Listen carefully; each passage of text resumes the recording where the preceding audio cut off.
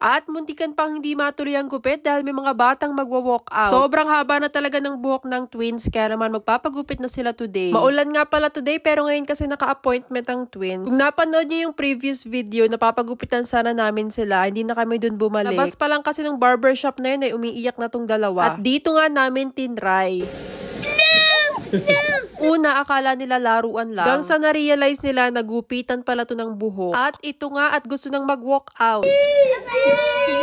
Okay. Nagbababay na nga din tong si Chino. Nag-search nga kami ng mga gupitan na talagang specialized sa bata. And isa tong trims and tantrums sa nakita namin. Actually, before Christmas pa kami nagpabuka, so lagi talaga silang fully booked. Nakipaghabulan pa nga ako kay Charlie bago namin siya naiupo dyan. Ito namang si Chino, alam na niyang siyang susunod kaya nagtatago. Actually, medyo madali this time yung pagkapagupit ng twins. Meron nga din pala sila dito mga sweets na pwede nyo ding mabili. Nung una ay umiiyak talaga tong si Charlie pero nung nakaupo na at nag-i-start na ito mahimik na siya. Wala na kasi siyang choice kaya ayan, for the gupit na ang first one. Habang ito namang si Chino ay ang tahimik din kasi natatakot na siya. Syempre, alam niyang siya na ang next. Itong si Charlie naman ay may paghawak pa ng kamay sa kanyang daddy. Perfect talaga tong gupitan na to lalo na sa mga toddlers. Dito nga ay niloloko ko si Chino na siya na ang susunod kaya ayan, nagdradrama pa. Madami nga din palang decor dito at pwede kayo mag-picture-picture. Medyo malapit lang din to sa bahay kaya sigurado dito na kami lagi magpapagupit. At least din kasi dito, alam na nila yung mga eksena pag ganito mga bata. Ilang din yun nandito kasi nga by appointment naman siya. So, hindi din nakakahiya pagka nag-iyak-iyak silang dalawa. Diyos ko, kailan kaya masasanay itong dalawang to ng gupit? Ayaw na ayaw kasi talaga nila nagpapa-haircut. Nasanay nga din kasi sila sa Pilipinas na yung tito ko lang yung nagugupit sa bahay. Sinabi na lang din namin na kung ano yung mabilis saka madali na gupit, yun na lang yung gawin. Kaya hindi ko na alam kung ano ang tawag sa gupit ng twins. Kaya din namin sila pinagupitan na inatutusok na yung kanilang mata ng kanilang buhok. Syempre, pangit na din tingnan kasi sobrang haba na nga. Medyo nalilibang-libang din itong si Charlie kasi merong monitor dun sa harap. Pero wag ka, may batang nananahimik dun sa gilid. Sumisilip-silip pa nga at tinitingnan kung patapos na bang gupitan si Charlie. Akala ata ay makakaligtas siya for today's video. And finally, ito tapos ng gupitan si Charlie. At syempre, next na and kukunin ko na nga itong si Chino. May pagtago pa talaga ang bata at akala talaga ay makakaligtas. Nung ito nang si Chino yung gugupitan, ay Diyos ko, para pa akong nakipaglaban. Ayaw niya kasi talagang maupo doon. Kahit nga din ano ang isuhol ko ay hindi talaga tumatalab. Sabi ko na nga lang ay hahawakan ko ang kanyang kamay para hindi naman siya matakot. Nung ginugupitan na naman ay medyo kumakalma-kalma na siya. At syempre, sabi namin ni same na lang kay Charlie yung gupit. Isa nga din pala sa mapapansin nyo na pinagkaiba ng twins ay mas makapal yung buhok ni Charlie kaysa kay Chino. Kaya mas madaling gupitan itong si Chino kasi sobrang nipis lang ng buhok. Hindi naman sila malikot kaya mabilis lang din natatapos. And ito na nga yung gupit nito ni Chino. Pagkatapos naman ay tuwang-tuwa siya at sabi pa nga niya ay well done. O diba, super pogi na ulit ng twins. Di na nga na-fade yung kanilang buhok pero okay na yan kaysa dun sa mahaba. Ito nga inantay namin bumalik si Charlie tsaka yung kanyang daddy kasi nagpunta pala sila ng shop. Bumili daw sila ng ice cream tsaka ng sweets. Anyway, itong gupit nga pala ay inabot ng 60 pounds or nasa 4K sa peso. O diba, ilang gupit na yan sa Pilipinas. May pa-awarding kasi itong binook namin.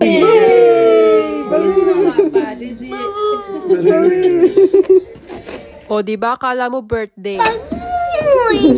Bali, 20 pounds each siya, tapos 10 pounds yung tip. Medyo nakakahiya kasi sa naggupit kasi nga for the iyak ang mga person. May certificate pa nga dapat to kaso nakalimutan na ata. Anyway, at least tapos na. And yun lang, see you sa next vlog. Bye!